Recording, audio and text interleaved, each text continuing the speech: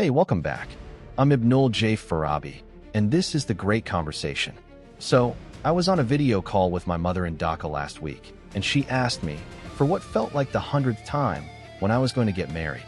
And as I gave my usual, smiling, evasive answer, my mind did this funny thing.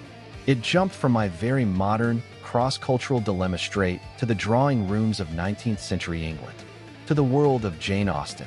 Because while my mother's question comes from love and tradition, in Austen's world, that question wasn't just about love or tradition. It was a matter of economic survival. A cold, hard calculation wrapped in the language of lace and politeness. Today on The Great Conversation, we're pulling back the curtain on that politeness. In episode 48, Jane Austen's Economic Reality, the brutal math of marriage in Pride and Prejudice. We're going to look past the witty banter and the romantic tension to see the ledger books hiding beneath. Because for the women in Austen's novels, especially the Bennet sisters, marriage wasn't just a path to happiness. It was the only career available, and the salary was lifelong security. Let's start with the single most famous sentence in English literature, the opening line of Pride and Prejudice. It is a truth universally acknowledged that a single man in possession of a good fortune must be in want of a wife. We often hear that as a witty, ironic setup for a romance. But listen to it again with an economist's ear. It's not about the man's desires at all. It's about the desperate, communal need of everyone around him. A single man with money enters a neighborhood, and the entire social machinery immediately begins to whir, plotting how to transfer some of that fortune to a local family through the only legal channel available to women, marriage. The universal truth is about a universal anxiety, and no family is more anxious than the Bennets. Here's the brutal math that hangs over every page of the novel. Mr. Bennet's estate is entailed. That means it can only pass to a male heir. He has 5 daughters, 0 sons. So upon his death, the house, the land, the income, everything goes to a distant cousin, the ridiculous Mr. Collins. His wife and 5 daughters will be left with nothing. Nothing but the tiny amount Mrs. Bennet brought to the marriage and whatever goodwill their relatives might show. They are, quite literally, 5 young women facing potential homelessness and destitution. This isn't a subplot, it's the engine of the entire story. Every conversation about marriage, every ball, every introduction to a new man is conducted under the shadow of that looming cliff. Which brings us to the characters who embody the extremes of this system. On one end, we have Charlotte Lucas. Intelligent, pragmatic, and 27 years old, which in her time was edging dangerously close to spinsterhood.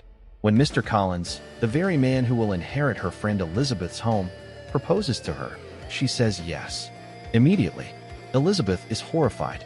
How could her clever friend marry such an obsequious, pompous man? But Charlotte explains her reasoning with chilling clarity.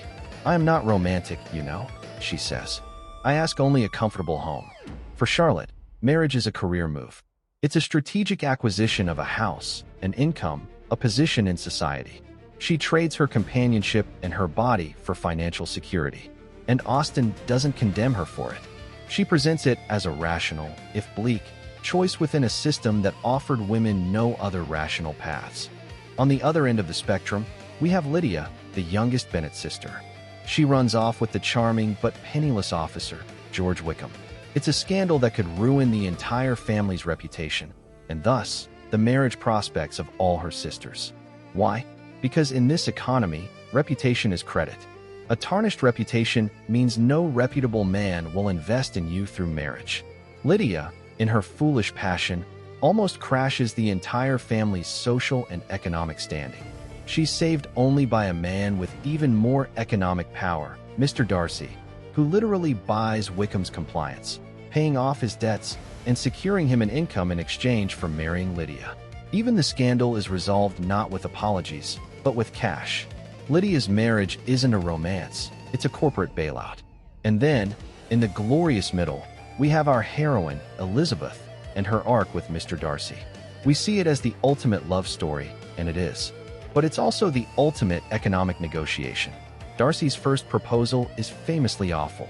He lists all the reasons he's fighting his attraction to her.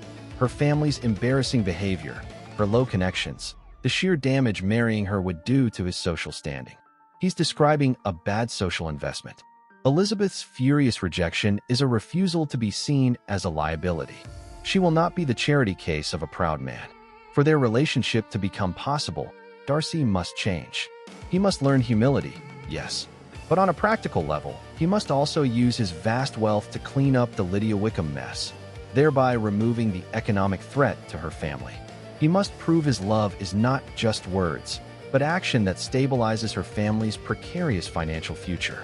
Only then can she accept him. Their happy ending is as much about mutual respect as it is about Elizabeth securing not just any fortune, but a specific, enormous one that lifts her entire family out of anxiety. She gets the love, but she also gets the spreadsheet. Reading this as an engineer and an entrepreneur, I can't help but analyze the system. Austen has built a world with very clear rules. Women are startups with no access to capital. Their only exit strategy is an IPO, an initial public offering of themselves through marriage. Their assets are their beauty, wit, connections, and reputation. Their liabilities are their family's behavior and their lack of a dowry. The men are the investors. They bring the capital, the land, the income, the social stability. The market is the social season of balls and visits. It's a ruthless, high-stakes marketplace, and Austen is its most brilliant analyst. It makes me reflect on the choices we have today, choices that the Bennet sisters couldn't even dream of. My mother's question comes from a place of caring, but it doesn't carry the same existential weight. I have a career. I own a part of a business. I have legal rights they couldn't imagine. The math for me is completely different.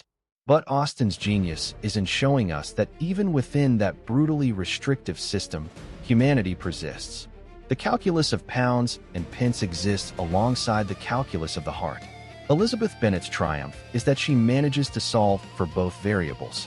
She holds out for the equation where respect plus affection plus security all balance. She refuses the bad deal, endures the scandal, and finally, through her own integrity and intelligence, lands the deal that is also the love of her life. So the next time you open Pride and Prejudice, or watch one of its many adaptations, listen for the quiet clink of coins behind the clink of teacups. Hear the anxiety in Mrs. Bennet's shrieks. She's not just being silly. She's terrified for her daughter's futures. See the profound courage in Elizabeth's no to Mr. Collins and Mr. Darcy's first proposal.